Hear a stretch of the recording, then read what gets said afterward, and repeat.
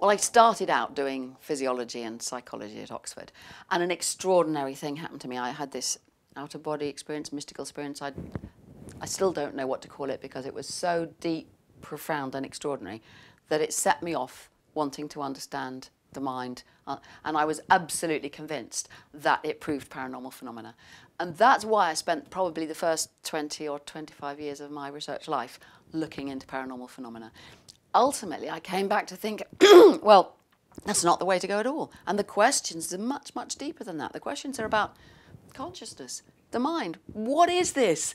There you know, I can see you, but this is my experience. Is there really a world there? What is this? How does the brain do this? Deep, deep mysteries. So that's what I do now, struggle with the deepest mysteries of the nature of the mind. Can you tell us a bit about that experience that you had back when that kind of started you down that path? I can tell you a little about it. Nothing I say will really do justice to it. I still remember it. It was 1970, so goodness knows that's 44 years ago. It was my first term at university. I was burning the candle at both ends. I was really tired. I joined the Psychic Research Society, just as you do, something interesting.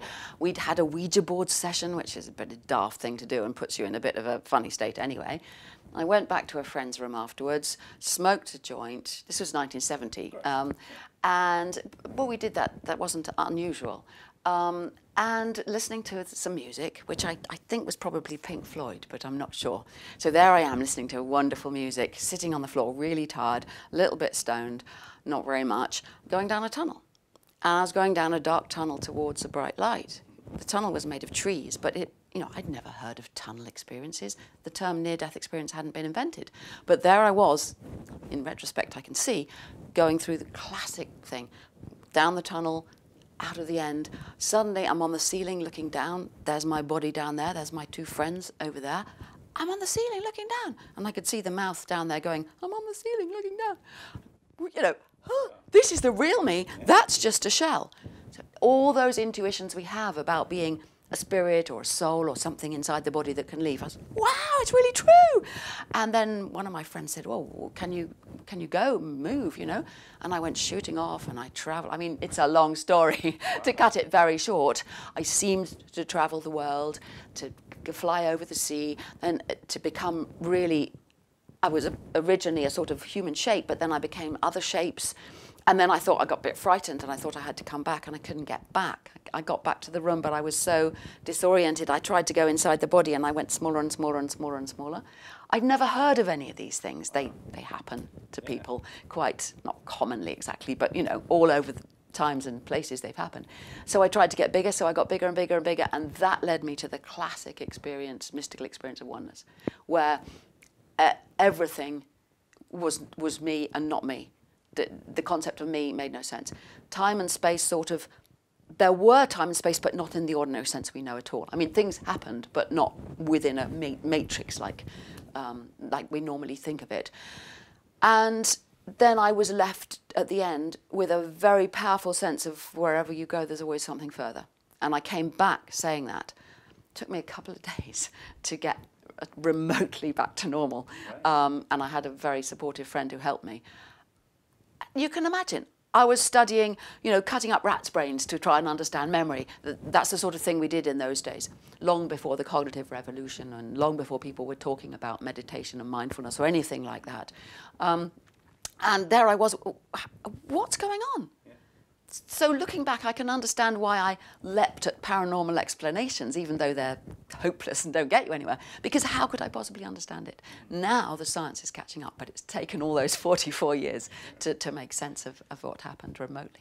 Obviously, moving from that amazing out-of-body experience to studying paranormal psychology and ultimately becoming a skeptic didn't happen overnight. No.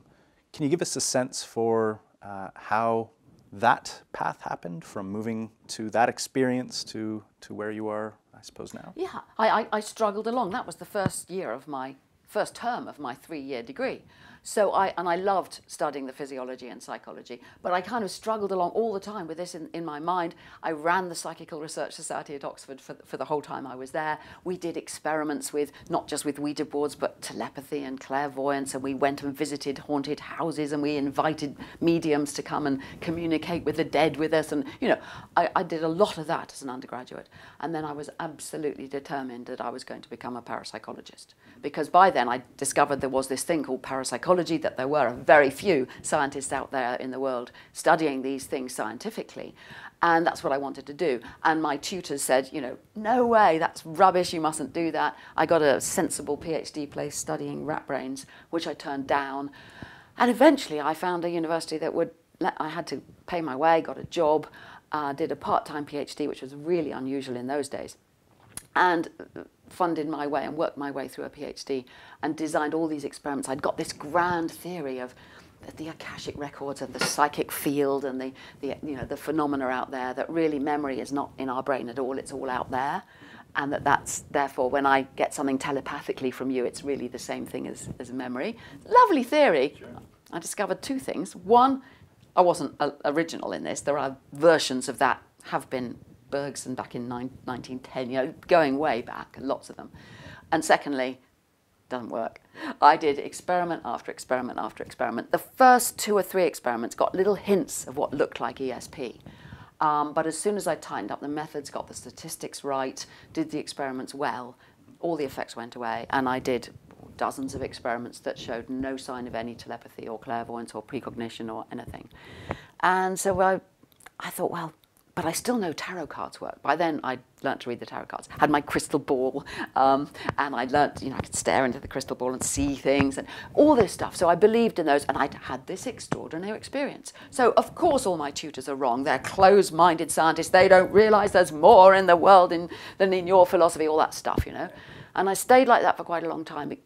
It was like the world, the truth, the evidence was eating away at my beliefs.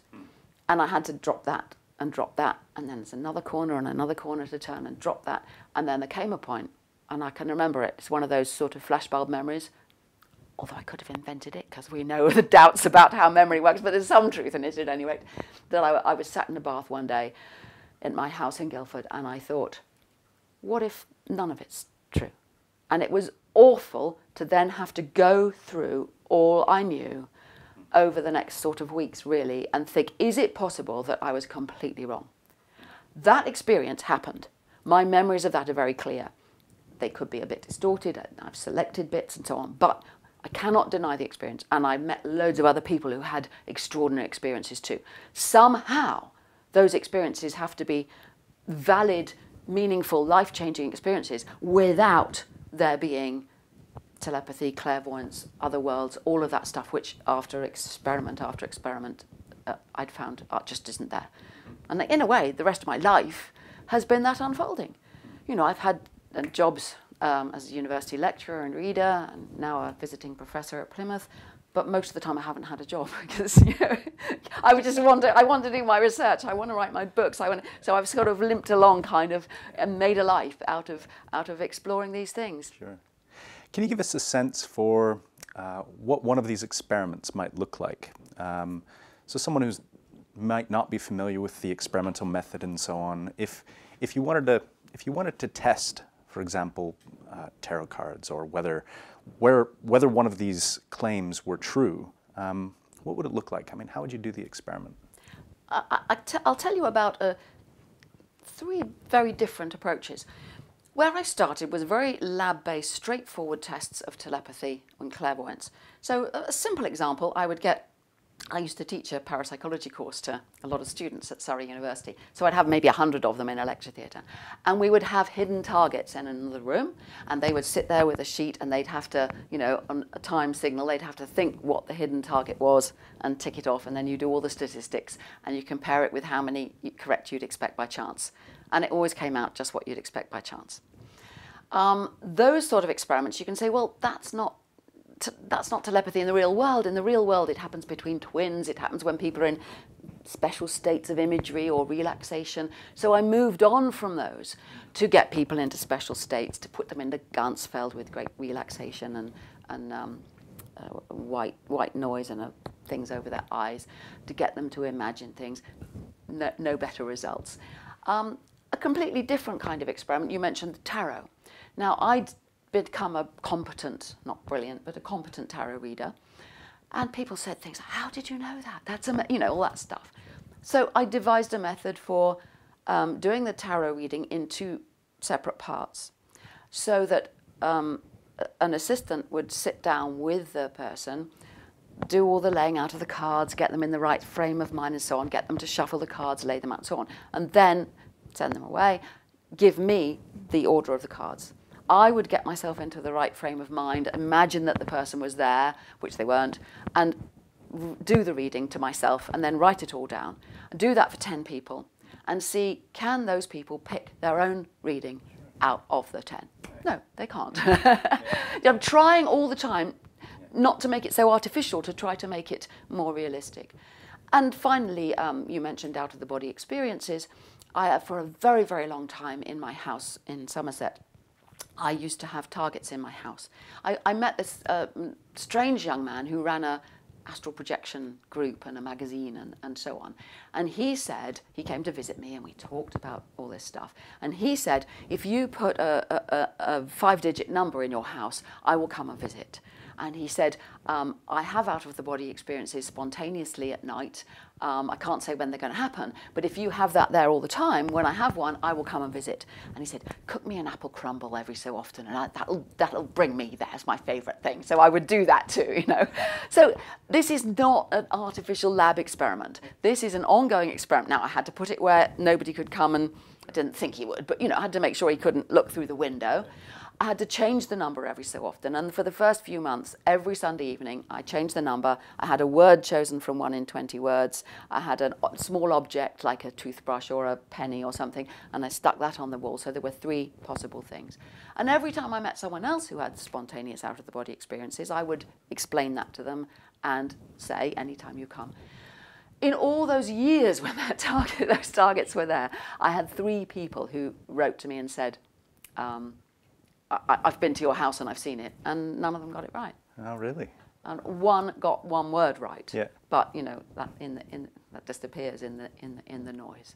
And they were sure they'd seen it. You see, when you have an out-of-body experience, it looks so vivid that you can't help but believe that you're actually seeing something physically there, but you're not. If we went back to 1970, the day after your out-of-body experience. Nice time machine you're going to give right, me? That's right.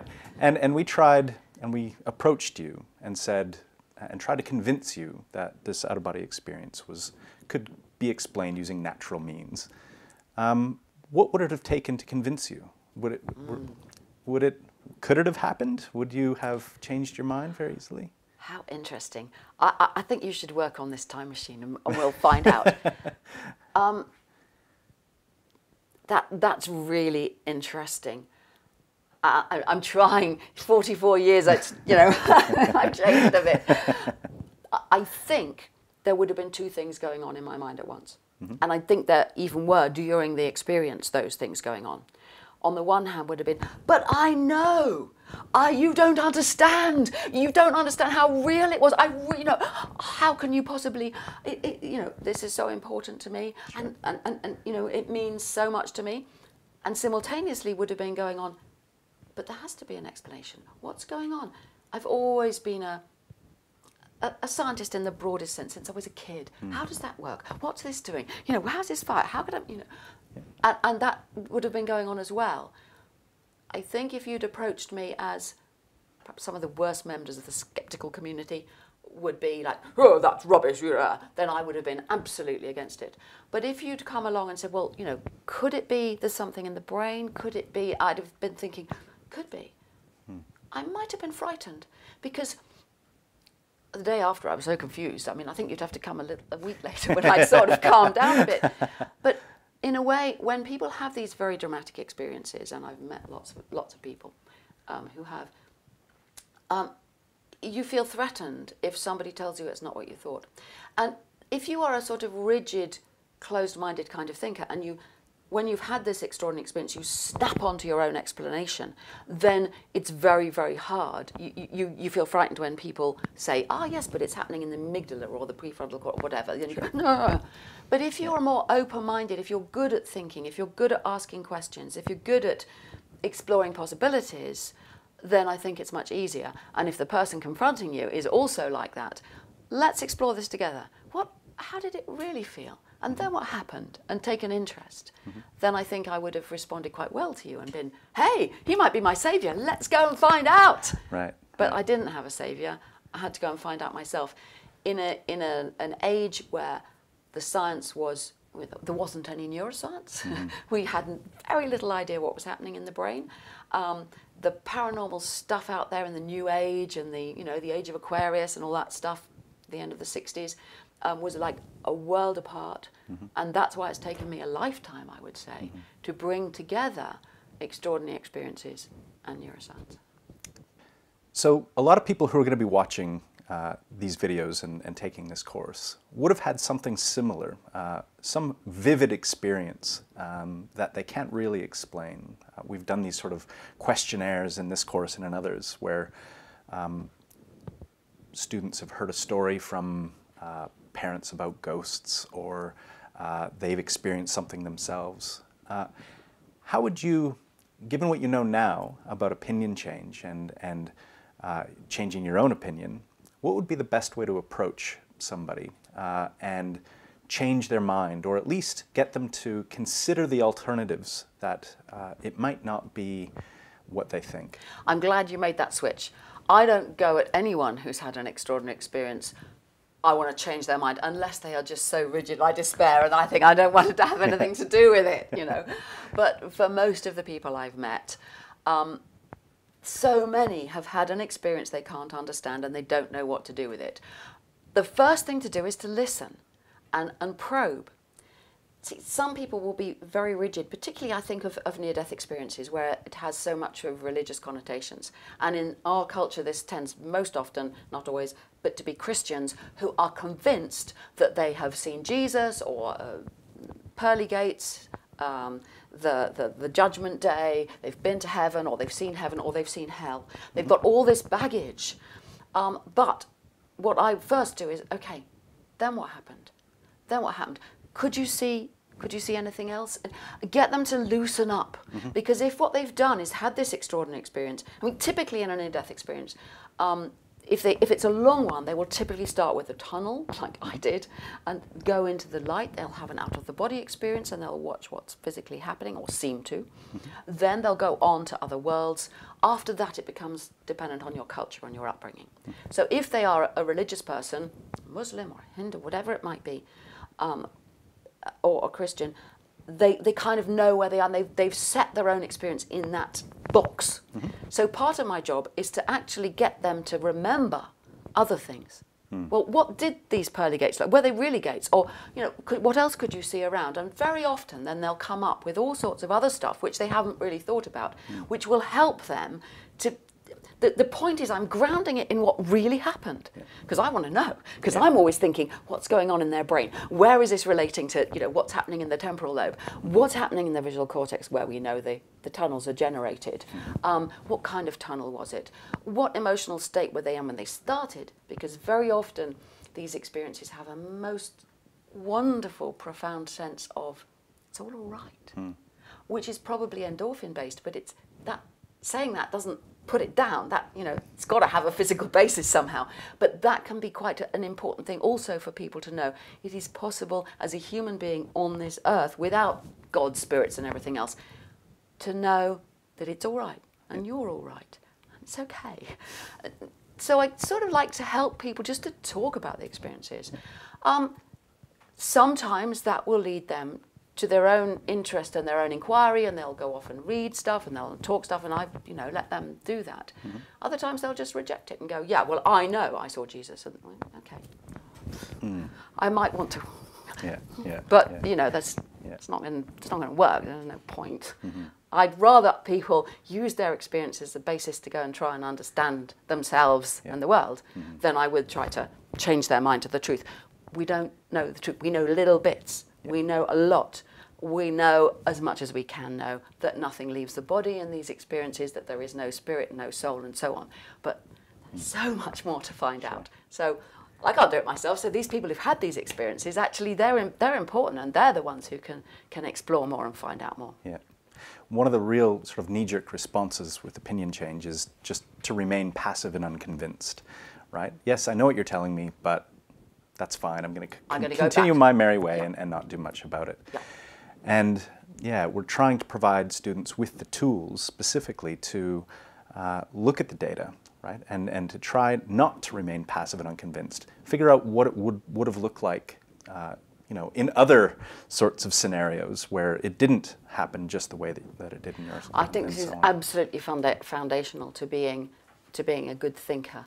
That reminds me of two things. One's a bit depressing. It's when I used to do interviewing for admissions to the university in the psychology degree, and I would set some kind of challenging scenario as purely hypothetical. What if it turned out that, you know, black people can't do this, or so, you know, some challenging thing. I'm not saying it's true that it's not. I'm just saying, suppose it did, what are the possible explanations? Now, the good student, the one I'm going to admit, says, well, I don't think it's true, but if it were, it could be because of their upbringing, it could be because of whatever, it could be, how would I find out, blah, blah, blah, blah. Yeah. And the student I'm going to say no is going to go, but that's not true, but that's wrong, how could you say that, blah, blah, blah, blah. You know? And that's sort of the rigidity. Yeah. But it also makes me think more about the kind of paranormal things that we're thinking about and the strange experiences that people have. The student I would want, the student I would enjoy would go, well, I think that this happened, and you know, but hang on a minute, okay, it's emotionally difficult, it's challenging to me, I don't like it, but let me imagine a purely mechanistic explanation. Let me imagine an explanation in terms of a religion that I don't know much about or isn't mine. Let me imagine, and they would actually be willing, despite the, it hurts, I don't like this, to do that. Now, I've had a lot of experience in my life of that anguish. I mean, the world's a simple place if you know how it works. And you know, I'm in here, I'm me, this is who I am, this is what I do, that's how the world, you know, it's a simple place. It's horrible, it doesn't work as a life strategy, but you feel you're going to be safe that way. Yeah.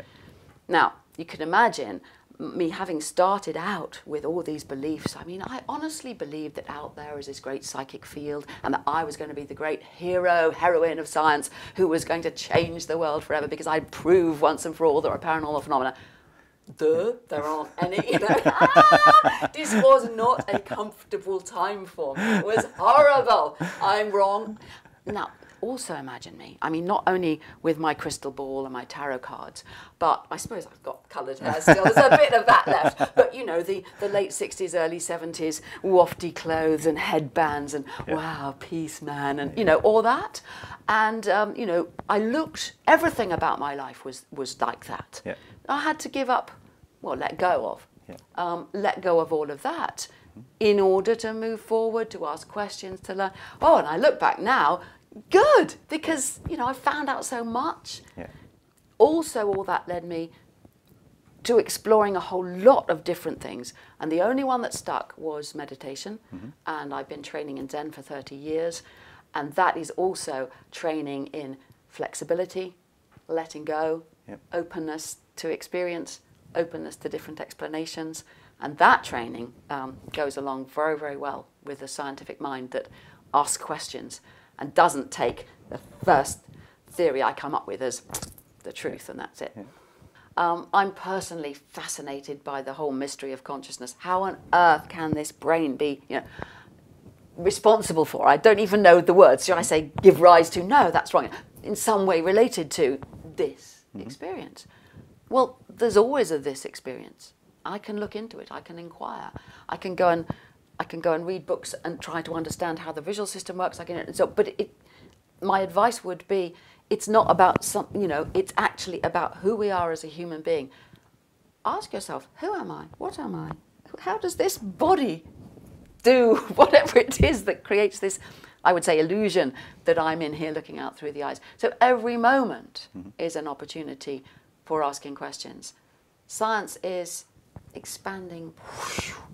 There's so much to know. And I know it's an old cliche, but, you know, the more we know, the more is to know. So enjoy the questions that meet you every day and use those as the basis for your exploration. And then you'll enjoy it, as well as having to change your mind all the time and learn more. So the goal of the course is to improve people's everyday thinking. Do you have any recommendations for how people in the course might improve their everyday thinking? Yes. Start with your intuitions. Watch yourself. Feel those intuitions coming up and question them. Because some of your intuitions will be fine. Yeah, I think if I lean on here, it'll be fine. But some of your other intuitions, I'm in here looking out through my eyes. I know what that is. That person's nice, but a lot of your intuitions won't be. So question your intuitions and be willing to give them up if there's a good reason to do so. And that's hard, but yes, throw out some of those intuitions. My name is Sue. I think about consciousness.